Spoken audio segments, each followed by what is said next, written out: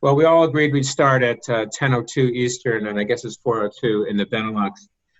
Thank you all for joining. I'm Brian Smiga, the co-founding partner of Alpha Venture Partners, here with my partner, Steve Brotman, and Sam DeSimple of Princip.al. Sam's going to be your host. I'm just giving instructions. I've known Sam for 3 years when I met him in Montreal, of all places, at Club B. And then we got to know each other better over the intervening time. And then last spring, we were fortunate that Sam, along with Robert Barge, invested in Alpha and became a limited partner. And so we've become closer friends since then. And we talk about investments and private investing frequently. Today is about how do you invest in private tech during a recession, and where do we go from here? And we're producing a series of events like this, especially on growth sectors. So I've known Steve since 1998 when I captained the second of his investments to a profitable exit. And I think we three are going to have a good time here today sharing our ideas with you. Some instructions for the audience. We will record today's session, so if you have to miss any of it, but you were curious about what happened, we'll send you a transcript. Down in the bottom center of your Zoom control, there's a Q&A, and we will endeavor to answer all of your questions during the conference. If we miss any, we'll send them to you in email. Tomorrow you'll get an email from Alpha, and next week an email from Princip.al with follow-ups. And I think that's all the housekeeping we need to do. We can get started. So Sam, I turn it over to you. Thank you so much. Lovely, thank you. Good, well, Brian and Steve, I was actually really looking forward to normally having seen you in a couple of weeks when I would make my annual trip to New York, but I'm afraid that's not going to happen. However, here in Belgium, we're already starting to get slightly out of lockdown. It's starting to relax, and I have to say, it's very strange for us to be ahead of the United States for just for this once. I think we're 2 weeks ahead of you. Okay, things are coming up now. I'm going to talk a bit with Steve first to get more of a perspective on things. But before I do that, Steve, I hope lockdown has been good for you so far. I think a lot of people have started developing strange hobbies and all that. I've started writing haikus myself. Have you been up to anything original, learn any new skill sets? Actually, it's really funny. Whenever I'm faced with the kind of crisis in my life, and this is definitely, everyone's living this crisis in different ways. I think on a personal note, you just begin to realize how important your family is. We've been hosting a couple times every week on a regular basis with both sides of my family, and it just occurred to me that, like, why don't we do this every week, even without this crisis? Mm-hmm. And it seems kind of, with cousins and aunts and uncles and grandparents and, just on a personal note, that's been impactful on me and my family. And I know that sounds like a horrible thing to say, that something good has come of some of this, but I think all of us have sort of spent some time thinking about that, and in some ways we're kind of blessed in that respect, is figuring out what's most important. Okay. So I guess you've also had plenty of time to think and reflect on things, and given that you are quite experienced, I think you've lived through how many crises by now? I'm not ancient. As a venture capitalist, I've come through the 2001 crisis and the 07, 08, and I know some folks that have more experience than even that. But since the venture industry has really grown tremendously since then, I feel like I've seen 98% of that growth. Mm-hmm. So it's been interesting. I've been doing a lot of thinking about what to do now. and how we performed and how we think about things, and it's been productive. So what would be your favorite crisis? Actually, so far this has been my favorite crisis. Okay. I know that sounds horrible, but I mean, I think at least as a tech investor, I've been spending a lot of time like just looking at even the public markets, because as a growth investor, you look to that as a signal, and it seems to be that people have more. The Swiss bank is buying shares in Apple. That says a lot.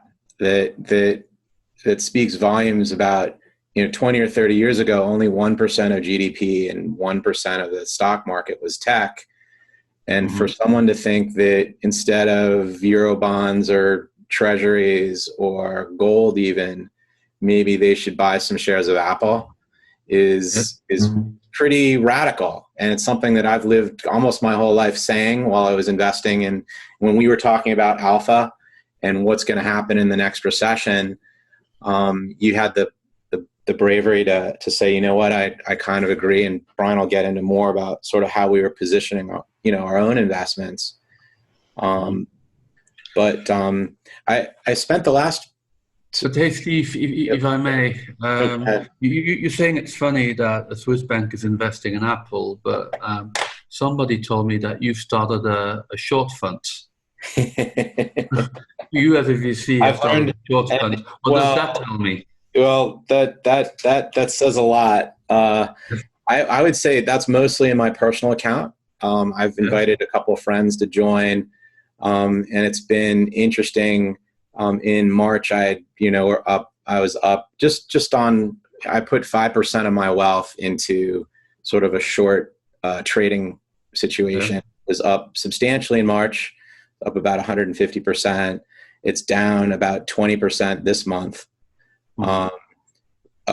15, give or take. And so I'm still up 140%, but I'm just blown away by the breadth of this, driven often by tech, healthcare, and durable consumer goods that are 50% of the S&P. And, I did it mostly because I wanted to hedge my 75% of my wealth that was illiquid, just on a personal basis. If we're facing the type of recession, depression, some people were saying that this could be worse than the Great Depression, to not risk 5% of my net worth to hedging that exposure, especially when 75% it's illiquid, seems kind of foolish. And so I took a portion of my personal assets and did that. I also learned just a great deal. I've just been doing a lot of reading, a lot of absorbing. When a crisis hits, the first thing to do is not to, at least with our portfolio, I've felt like we need to kind of see how things go. So I wanted to invest that time into some deep learning. And this is one way that I did it, and really recommitting myself to what I'm no hedge fund manager. So that's for sure. But you actually, Steve,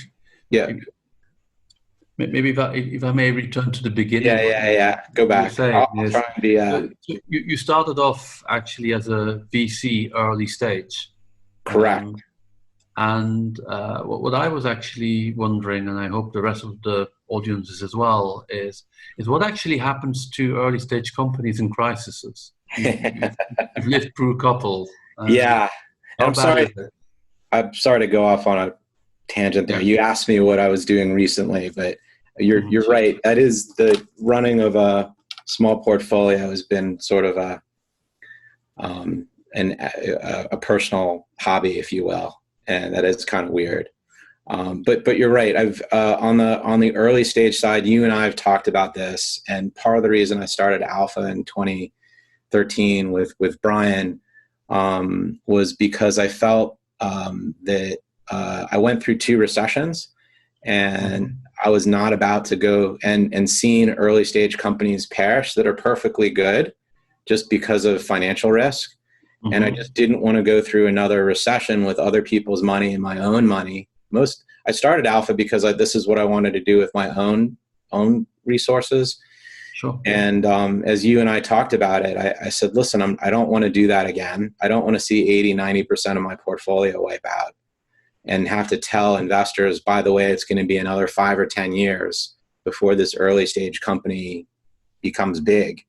So Steve, if, for example, people would ask me now, like, Sam, hey, we would like to invest in early stage tech right now. What would I say? What would you say? So I would say that, a lot of the reasons why folks want, I would say, so first of all, it's all about what your other opportunities are. It's, if you wanted to do, if you said, hey, tech is where I really would like to be, then what part of the piano do you want to play? My own feeling is the financial risks. What happens during a recession for early stage companies is, even if they're perfectly good companies in the long term, is they face financial risk that their customers face so much distress that they fail. I'll give you 2 examples. One is a company. I had 2 companies that were very successful, Metadata and LivePerson, that powered through that. One in the e-commerce enabling enterprise tech, and one that was in the pharmaceutical side, and that returned 2.5-3 times my fund. We had 6 other companies with north of 50 million in revenue. One of them was a company called Data Synapse, and it made computers faster and made the ability to do high compute tasks easier, like portfolio analysis and everything else. And they had 8 of the top 10 financial institutions, Goldman Sachs, JP Morgan, Freddie and Fannie, Wells Fargo, Deutsche Bank as customers, paying them millions of dollars a year. And in 2008, the Fed basically told, and the EU authorities told all those entities, you can no longer buy software. And we had to, and the revenue fell from 100 million down to 10 or 15 million, and we had to sell it in a fire sale. And you can say, well, that was like a one-off thing. But the more recessions you go through as an early stage company, the more risks you have of that happening. The other company was a company called Part Search that enabled big box retailers to sell consumer parts. You can't carry 10,000 parts in a hobby shop or a store. So having like an e-commerce partner that had all that integrated, all those different supply channels of the million parts that you could get and the 10,000 most likely parts, like that cord from your old camcorder or anything else. And as they went through the recession, it's a great business, right? Because people need parts for their old stuff, recession resistant. And basically all the retailers, because they were getting crushed down, their biggest customer was Radio Shack, who went into bankruptcy, and then Best Buy. Best Buy was under huge pressure, and what they did, they were half of their revenues. What they did was they slow paid them and forced Part Search into bankruptcy, and then they bought them out basically bought them out just before bankruptcy for pennies on the dollar. So weird shit happens even in recessions to early companies that don't have a very, very strong balance sheet. So I took those lessons that I learned in 2000 and 2008, and I said, we're going to do growth companies north of 20 million, typically over 100 million, growing at 100% with very heavy balance sheets, and that are in recession-resistant sectors. And we have pretty good, so far we're doing okay. 75% of our companies have 18 months of cash. 75% are in COVID-resistant companies, and even counter-cyclical. That means like in the e-commerce and telemedicine. I think we'll get to that later on. Get that. Yeah. If I just may also just to piggyback on your historical experience. Yeah. One thing that's not really COVID-proof so far has been jobs. Jobs in retail, jobs in hospitality, but also jobs in the tech space. I've heard that most companies are shedding, even the ones that do well, are shedding 25% of their workforce just to trim the fat, as they say. Yeah. So you've probably seen this before. What's your opinion? Will these jobs come back?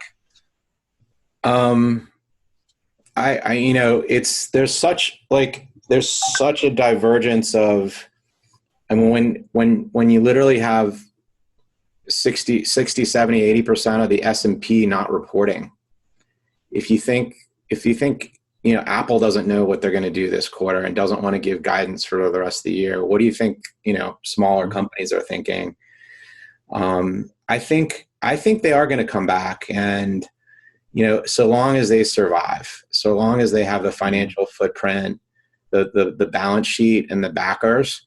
Now, that means us as well. So we're 40% deployed in Fund 2, and we have 60% of capital. So if we still believe in those businesses, just the ownership is going to shift to folks who have capital right now. I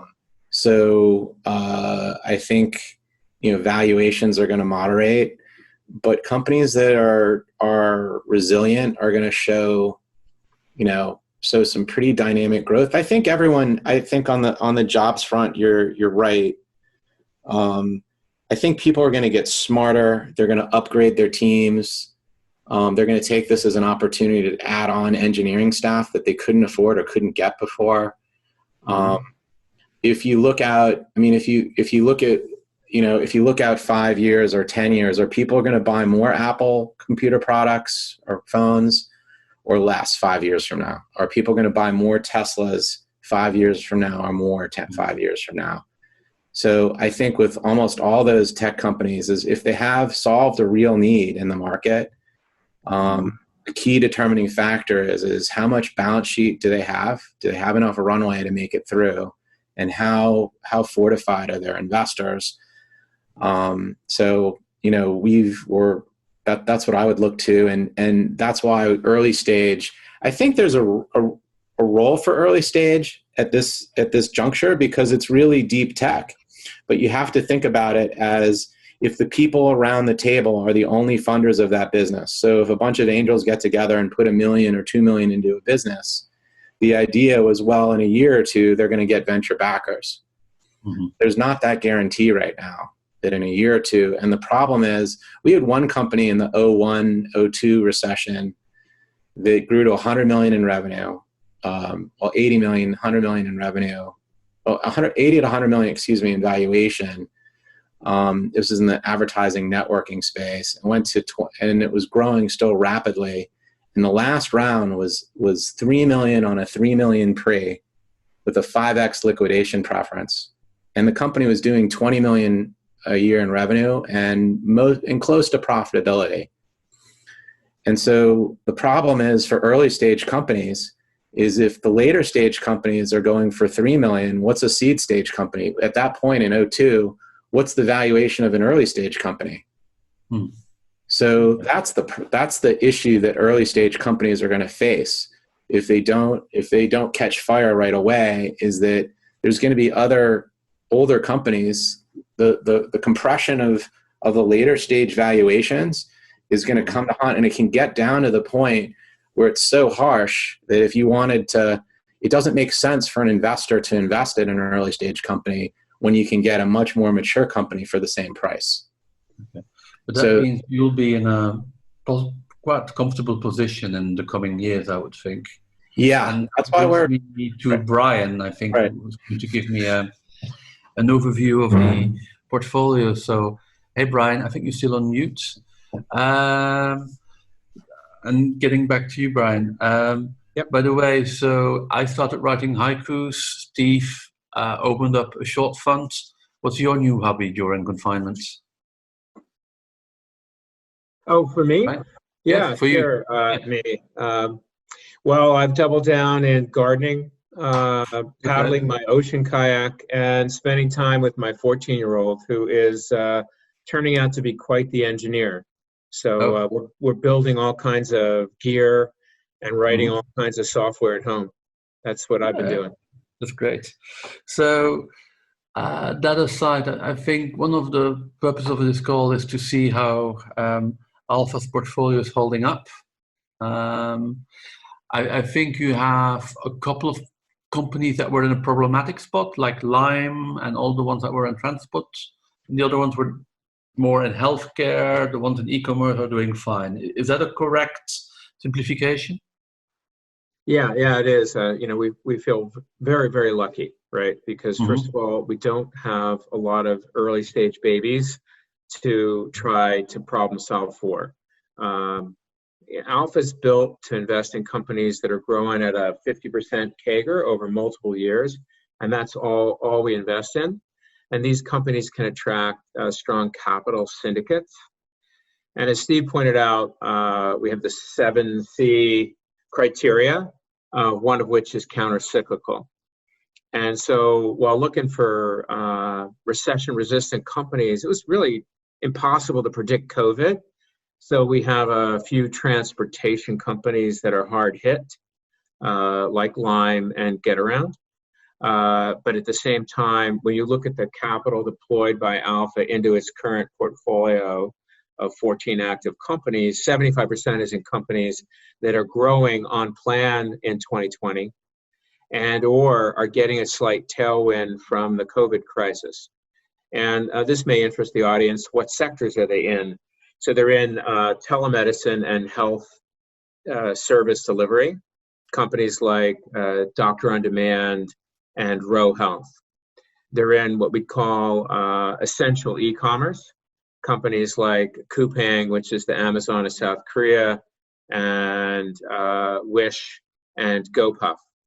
And they're in essential enterprise services that business can't do without, and that represent profound cost ROIs, companies like Gecko Robotics and Socure. So we're really lucky that our thesis has worked out, and we know there is damage to companies like Lime and GetAround that we're still evaluating, but they're in the minority. At the same time, we also invested in companies that have strong capital syndicates, and we're able to raise sufficient capital pre-COVID. And so 75% of the companies we're invested in have an 18-month runway, which is pretty much what companies need today if they're not profitable. It's a terrible time to be raising money. So 75% of our companies meet that test. Okay. So which one is actually performing best now of all the companies? I would put my money on GetRow. I'd point out two, and it's Doctor on Demand. And so I think it speaks to a larger. Can you explain to people what Doctor on Demand does? Yeah, I will. So Doctor on Demand is the leading video telemedicine company that only hires its own doctors who only deliver care through the smartphone, through the iPad, through the computer, telemedicine. And they have as customers United Health, which is the largest insurer in the United States, or on the corporate side, Walmart, which has 1.5 time-constrained workers. And so they're thriving. But I think it speaks to a larger trend, which is there are a number of technology sectors where growth is accelerated, and companies are seeing in a couple of months the growth they were formerly seeing in a year. And telemedicine is exactly that kind of category. But Brian, you would imagine. Sorry if I'm interrupting, but please do. You would imagine that a company like Doctor on Demand does hit a ceiling at a certain moment, because it doesn't matter for Netflix if 1,000 people watch a movie or 1 million or 10 million, they're all watching the same movie. However, if Doctor on Demand needs to triple, they also need triple the amount of doctors, right? Yeah, but let's look at what's happening for doctors. Outside of the emergency and respiratory doctors that are needed in critical care, all other doctors are in shelter right now. And there's no better thing to do than to see patients through telemedicine. So that's an on-ramp, right? To acquire doctors who are never going to go back, many of them, to their former brick and mortar practice, or are going to continue as an adjunct in tele. And the same thing's true with consumer behavior. Now, you've got single digits of telemedicine adoption pre-COVID, now growing to double digits. And once consumers, payers, doctors all experience the increased value of telemedicine over having to go see a doctor, for 40% of all doctor visits, it's superior. They're not going to go back. And so this is the kind of COVID-induced behavior change and acceleration of a technology trend I think we're now looking for in a bunch of areas. And I encourage the audience to look for these accelerations. And we think telemedicine is one of them. Okay. There was a second company you wanted to mention? Coupang. Coupang is the Amazon of South Korea. And it had worked really, really hard on same-day delivery of consumer staples, goods that you couldn't live without, diapers, food, etc. And they had perfected far better than any competitor in Amazon, and therefore grown the largest with the best consumer economics in a country where the entire country is about as dense as Brussels or New York in terms of urban density. So there's not a lot of room for big box stores or for retail. And they're growing tremendously this year. It'll probably be a 75% or more growth year for them, and are putting together all the attributes they were seeking over the last 5 years to be ready for an IPO. And so that's the kind of essential e-commerce we're looking for. So we think there's a number of categories in what we call the essential economy that represent great opportunities in the coming year. And that brings us to your dry powder, right? Yeah. You got about 70% of dry powder? Yeah, it's another place where we're lucky. We didn't want to deploy too quickly until we finished raising Fund 2, which we concluded in May, thanks to you and Robert Barge and others. And so now we've got 70% of our capital available to put into these themes. And so coming back to, we only invest in companies growing at a 50% CAGR. We think companies that grow at a 50% growth rate this year at scale are the best of the best. I think others would recognize that. While we're all in lockdown, companies that can grow at these kinds of rates this year are attractive opportunities. We also think that prices are going to normalize. They were getting higher and higher. Just like equities were overpriced in the public markets, so too they were overpriced in the private.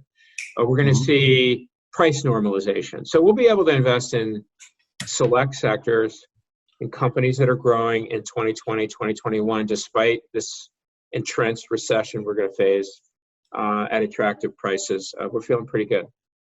But Brian, what tells you that you will get companies that are growing at 50% CAGR at more normal prices? Because if we live in a world with GDP contraction, people are going to die to get their hands on growth companies, and companies that actually are thriving, are growing. Yeah, we agree. What we have an expression internally, growth is the new gold.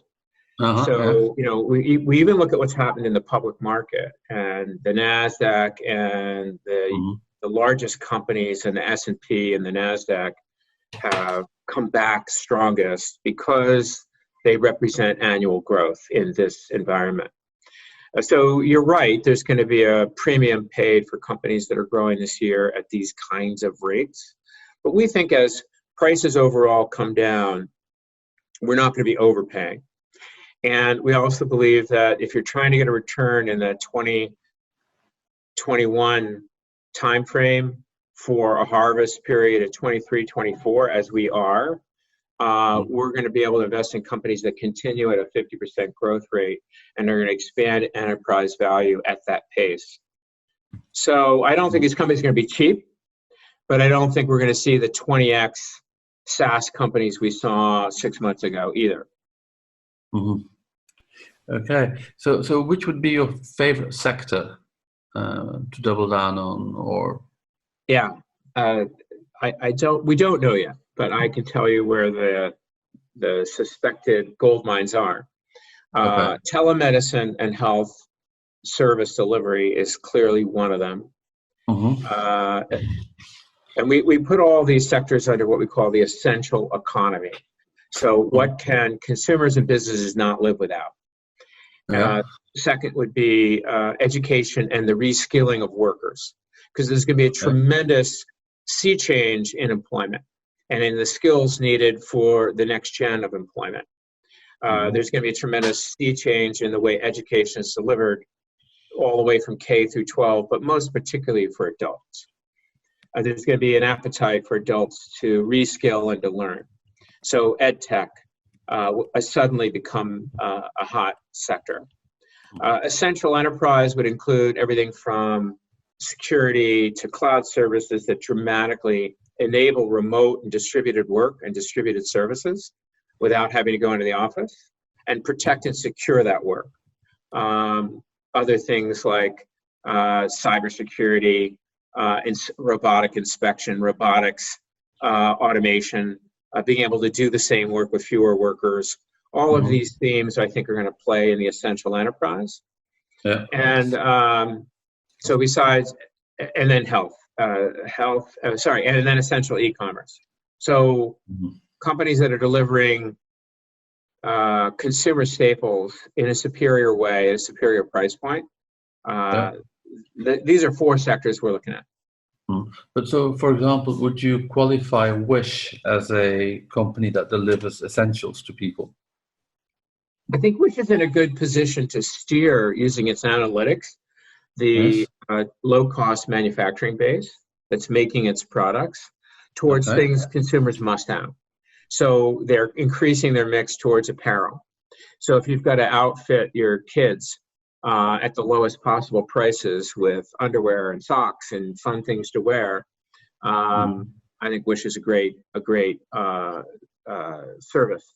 If you need to outfit your home office because you need to buy these and electric gear, Wish is a great source. So I think people are going to be very price sensitive, and Wish, because it completely cuts out the middleman. What it is it's 100,000 mostly Asian manufacturers linked to 100 million cost-conscious mobile consumers in the largest mobile shopping store in the world. It has more apps downloaded than Amazon. That's what Wish is. And I think as it steers its product mix and uses analytics to tell the manufacturers what products at what price and what colors and what quantities to make, it has a bright future. Okay. We actually have a question already from the attendees, which is quite relevant. And he would ask you to expand a little bit more on the digital theme in healthcare. So is it driven, you think, by the individuals, or is it driven by the system? Well, that's a great question. Yes. I always like to come back to the customer, right? And I think what we saw with Doctor on Demand when it was in small adoption was that when it got into the workforces of companies like Comcast, which is a home internet services broadcast cable company, or Walmart, which has 1.5 million time-constrained workers, it took off, right? And the customer ratings were super, super high.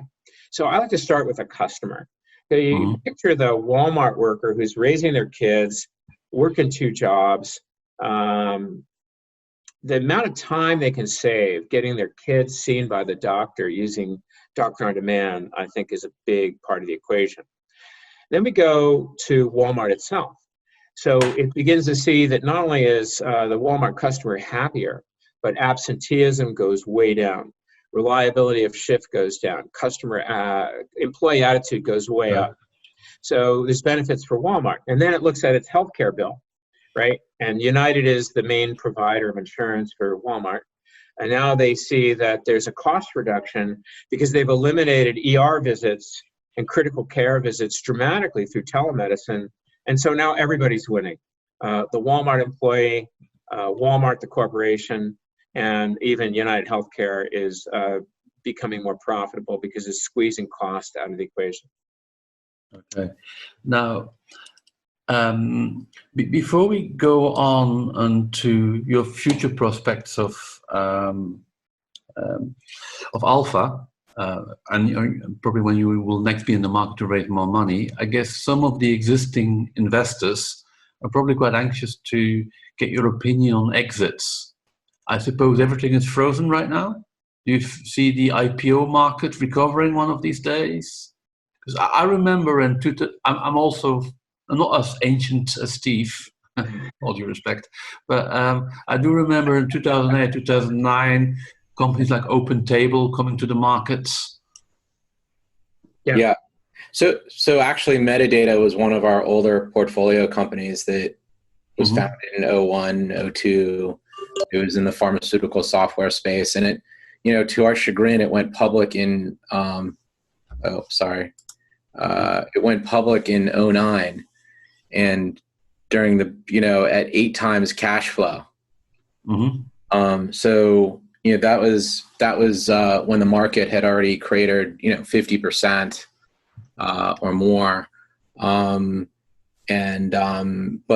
But it was growing at 100% plus. I think, the question isn't whether, so one of our other companies is a company, as Brian mentioned, called Coupang, and in South Korea, they were planning on an IPO later this year, early next. Revenues are growing pretty sharply with e-commerce there, as you can imagine. I think they are going to take the window to go public. The bigger question is for these companies to go public, they might want to do that, but when we distribute stock, is it the right time for our LPs to sell? Right? Yeah. So, that's a deeper question, and I think great companies are the exits is this right now. We don't want to be selling companies in a shitstorm. I mean, with NASDAQ, 6% below the high. If we could, I think there are, which is just surprising right now. I think there are going to be companies that come to market, and within our portfolio, Coupang is one of them. Wish was planning on an IPO in next year. That'll depend on what happens this year. Are they COVID pro-cyclical? If they're pro-vid-co-cyclical, and we just saw another company called Masterclass that we're looking at potentially investing in. That's sort of a Netflix for education, but using like celebrity artists and sports people and the like, which is very cool. Could that go public in this type of environment? And I think that's feasible. I think the question, if it's got plenty of money, I was scratching my head why companies wanted to wait at the all-time highs, why they didn't want to go public at booming times. And it's frustrating to me as someone who's been watching these cycles for a long time, to see companies sort of fumble the ball, not going public in 2018, not going public in 2019, because they think there are better days ahead.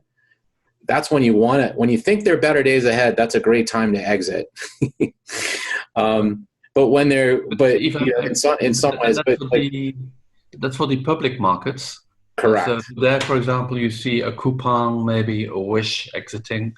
But most of the exits in the tech space are still being bought by trade sales. How do you see that going? Well, Apple is still sitting on piles of cash. Google is still generating cash. Yeah, I think the incumbents are going to be more and more. I'll just give you an example. So, Getaround's in our portfolio, and one of the clear exit partners would have been Hertz and Avis. Yeah. Okay. No, it's not going to happen. So if the incumbents are, going belly up, or let's say you're in the travel sector, it's very hard. But in the essential tech world, like what Brian was talking about earlier, when they're truly essential, let's take telemedicine. I think there was a telemedicine company that was just acquired for $500 million by United Healthcare recently.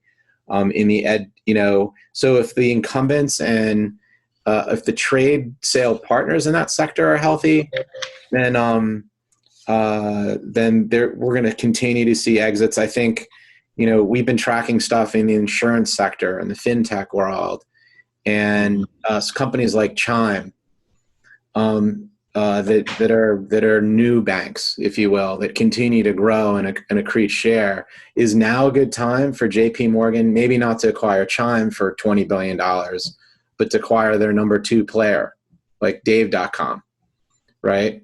So I think you're going to see incumbents saying, this is about, if this is as deep of a recession as we're going to get anytime soon in tech, maybe now's the time to buy. So if the company is growing quickly, and I think this time might actually be a little different for companies that have proven their capability. And if the incumbent, if the incumbents are healthy in security or cloud computing, for instance, we're looking at a cloud computing company right now that leverages GPUs. GPUs are 100 times faster than CPUs, and it's an OS for that system, right? Is that something that's interesting to an Amazon or a Microsoft or a Google to pick up even at a super high premium? I'd say so. So if it's in the essential tech, the bigger question is now the right time to sell? That's I think that's going to be the bigger question. Not so much if we're investing in healthy companies, you want to kind of sell, you want to buy. Frankly, what I want to communicate is I've made almost all my money as an investor during recessions. Almost all of it was made during recessions. And of course there's we invested in Kareem, and we had a quick run there, and CTP and a couple other companies, but we're going to have a big win with Coupang and I think Wish. But we would have made more money had those companies gone public prior to this crisis. I think they're going to do just fine. But I've never, and this is just from personal experience, I've never invested during a recession. And is now the right time in the recession? That's one of the things that we're asking ourselves. Is 7 weeks, is 8 weeks after a crisis the right time to be legging in big? And if you look at 01, if you look at 08, the answer was kind of, check your ego at the door and think about it really hard. And because basically what happened in 01 and 08 is the deals got better. So as investors, we want to be greedy, but there's no gun to our head race. The odds are, who knows what's going to happen with second waves of COVID. And while we're kind of celebrating right now, I'm not sure we're 100% out of that, and that's why we're focused on later stage growth, essential tech, being modest, and I think it's really important. I think if anything, it's about being humble in this environment, and no one knows the answers. I mean, I wish we did. I wish our companies did. But I think we were talking about some principles, and sorry if I'm going on longer here than you want, but I think there's going to be, I feel like in this recession that that tech could very well be the new gold. And that would mean that incumbent players are going to continue to grow and power through this. And I think we'll buy up lesser players, and bigger players will, I think there's always going to be a market. Now, if it's a question of timing, would I want to be a seller in this environment? I'm definitely a big buyer, and I'll be, as time passes, an even bigger buyer. But I think if we can get a price as a seller, as we could have gotten, because the companies continue to grow, that was kind of our thesis, is that even if markets fall 30%, if your company's growing at 100%, you should end up doing better in these environments.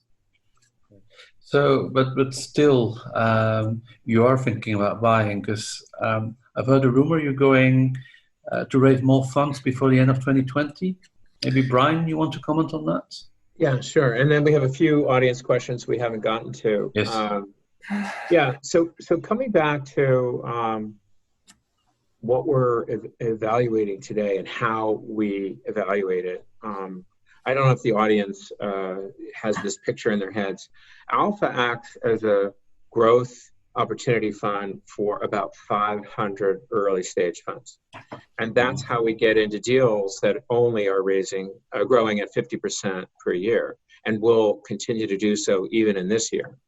Because these early stage funds are all specialists, black belts in different areas, and they have one or two companies out of 20 or 30 that meet this criteria, but they can't write the bigger checks. And so we write the checks with them as a true partner and share the economics. So what this lets us do is really look at, what are the opportunities emerging from this 500 VC set? And we see two things that make us interested that we're going to explore in the coming months. The first is to continue to hone in on the essential economy sectors that we mentioned. And as you think about this yourselves, I think it's very important to think about behavior change and how consumers and enterprise are permanently changing behavior to adopt certain technologies like telemedicine or remote testing or remote learning. Okay, so the other thing we see emerging from this class of investors is secondary opportunities. And so these VCs are going to not only have the scarce growth companies that need growth capital, but they're also going to have some pretty great companies in which they need liquidity, management needs liquidity, investors need liquidity. And we have private access to these secondaries. They're not on the market otherwise. And we have asymmetric information about them. So we're going to look for some secondary opportunities as well. I don't know if we'll raise a fund dedicated to either the essential enterprise, I think we will, or to secondaries. I have a hunch we will, but we're in the research mode. Okay. So the short of it is somewhere end of summer, you should be back on the markets. We'll see. And we'd love to have this conversation with all of you again at the end of the summer, and hopefully we'll be in healthier shape. While we answer a couple of these audience questions, Sam, Dan has a quick poll, so we have some questions for the audience. Do you mind if I take one of them that's in the Q&A? You go for it. Okay. Someone asked, should we be looking at early stage companies that might gain market share against incumbents in spaces like Airbnb and GetAround? I can't advise you there, but I would look to how do we think this upheaval is going to affect staying in strangers' homes or renting strangers' cars. And we think the outlook is not good. So we don't expect startups are going to disrupt Airbnb or GetAround. We think the whole category has got to prove that it's coming back. And we're not smart enough to know when it's coming back. We're just, I think, smart enough to have a radar that can see when it's coming back. So that's how we would approach that. Yeah. If I may add to that, Airbnb and its likes all have gotten capital injections now by Silver Lake, who's a buyout fund also specialized in buy and build. So, Brian, what you're saying is entirely correct. Airbnb is probably going to consolidate the whole sector. They build up a huge war chest. Likewise. And I think we think GetAround, which is one of our investments, is likely to get acquired for its IP by either Uber or one of the automobile OEMs and be a fire sale, if you will, a salvage, even though that company had really great prospects before all this happened. Someone asked about precision agriculture and the food supply chain. And this is an area of this meets the test of essential economy. Healthier food products, healthier ways of producing the food, healthier ways of meeting demand and distributing the food, I think, are all attractive themes. We're getting to know some really interesting food supply chain VCs in the United States, like Manitree, and we'll be looking at this space as well. Someone asked about how much will telemedicine be driven by the consumer and behavior change and new therapeutics and sensors and self-diagnostics. And we think it's going to be driven by both sides. But we do think the consumer and enterprise adoption is the more predictable one that we're seeing right now. But we think there's going to be breakthroughs around capturing vitals and self-diagnosis. Clearly, in fact, we held a seminar last night with about 70 people attending on this very subject with SOSV Ventures and 3 of their companies. And we'll share a recording of today's seminar, as well as the seminar we did last night on the essential health sector with all of you, if you would like. Sam, do you mind if we do the poll now, and then No. you can close out the meeting? All right. Okay, So Dan, are you ready to? So audience questions still welcome. If we miss one, we'll answer it in an email. And we're going to ask you guys a couple of questions now. So Dan's going to put up a poll on your screen. I'll read it out. So the S&P 500 this month is at about 2,500 and has been for over a month. So where do you think it'll be in May 2021? Let's take the temperature of the folks on the phone.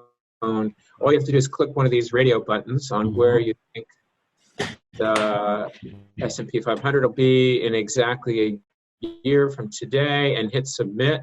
And then I think Dan set this up so we can see the answers in real time. Yeah. I'm not seeing them, Dan. Maybe you can put them up later. Yeah, I'll put them up later, but right now we have greater than 3,000 in the lead with 5 votes. And the second place.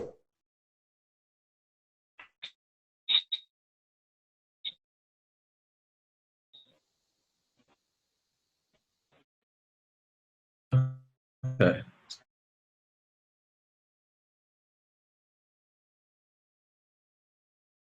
Question, and then we'll do one poll question.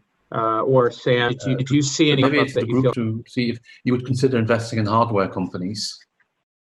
Well, we're in one hybrid hardware company, and to a degree, Lime and Getaround were hardware companies, and we like companies that make money digitally and have no hard assets. So we have an 80-20 preference for non-hardware companies that are dealing just with atoms. Gecko Robotics is not just a robotics platform, but it is also a whole platform of operators, data, techniques. And so it's a turnkey solution to expect industrial gear in utilities, chemical paper plants, oil and gas. So hardware plays a small role. We look for margins, right? So it has about a 50% gross margin. So there you see the results of where folks feel the market will be a year from now. It's pretty evenly distributed. Dan, do you want to go to the next question? And while you do that, someone asked about how do we see the new normal, and we'll cover that quickly. I might as well do that while the question's going up. But let's do the question first. We'll show we can multitask here. So how likely would you recommend a webinar like this if we built the webinar on the essential enterprise, health, e-commerce, fintech sectors, bring in some experts and companies? So you mean more specific than this, yeah? Yeah, more specific. We did one like this last night on health startups confronting COVID with real in-market testing and antibody therapies. And we had about 80 people there. So we'll be doing more of that. And if you're interested, please check Likely, and you'll encourage us to do them. Or whatever. I don't want to bias your response, but anyway, let us know if you'd like to see those. The new normal. Maybe we should go around the table. We'll all be really brief. I think the new normal really comes down to really looking at fact-based behavior change. I look to e-commerce, which is at about 12% in the United States, where we invented it, and we have the biggest brand in the world, Amazon, thriving, doing it across every sector. But in China and in the emerging world, sometimes it is twice that or more than twice that in South Korea and China and Southeast Asia. And so I think there's headroom for e-commerce to double in size, whether you're going to invest in Amazon or you're going to invest in private e-commerce companies that do essential enterprise, which we think is a better investment coming in to a company that's growing privately. We look at telemedicine the same way. Behavior change, I think, indicates a threefold increase in telemedicine visits and a relaxation of regulations that's going to create a tailwind for telemedicine. So that's pretty positive that people either would like to come or maybe come to sector-specific webinars like this. You won't just hear me, Sam, and Steve talking. We'll just be moderating, and we'll bring other experts and companies when we do these. So I hope you'll join. Sam, I turn it over to you. Yeah, well, like we used to do with our offline meetings when we were still organizing these, I think it's a courtesy to stop in time, because despite us living more relaxed lives now, I think we're all still quite busy. So that behoves me to thank everybody who's taken out the time to listen to us, and also to thank you for your very interesting questions. From our side, well, this is one of the first webinars that we have organized. We're happy to see that you seem likely to recommend things of these to your peers and to your colleagues. So yes, quite pleased about this event.